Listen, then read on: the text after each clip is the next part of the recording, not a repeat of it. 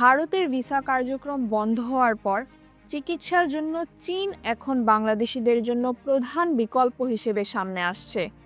ঢাকায় চীনা রাষ্ট্রদূত ইয়াও ওয়েন মঙ্গলবার এক সংবাদ সম্মেলনে জানিয়েছেন, বাংলাদেশি নাগরিকদের জন্য চীনের ভিসা প্রক্রিয়া দ্রুততর করার উদ্যোগ নেওয়া হয়েছে।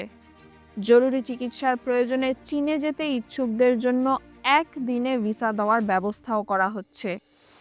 চীনের কুনমিং শহরের 3টি হাসপাতালকে বাংলাদেশি রোগীদের জন্য নির্দিষ্ট করা হয়েছে।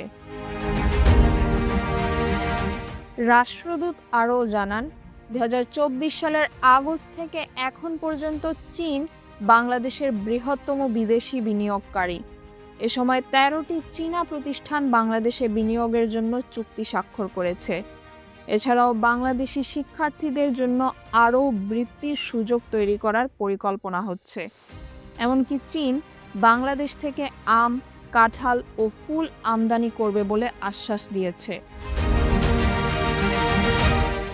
বাংলাদেশের সার্বভৌমত্বের প্রতি সম্মান জানিয়ে চীন দ্বিপাক্ষিক সম্পর্ক আরও জোরদার করতে প্রতিশ্রুতিবদ্ধ বলে জানান রাষ্ট্রদূত ইয়াও ওয়েন। তাহমিনা রহমান হাফসা, ঢাকা ওয়েস্ট।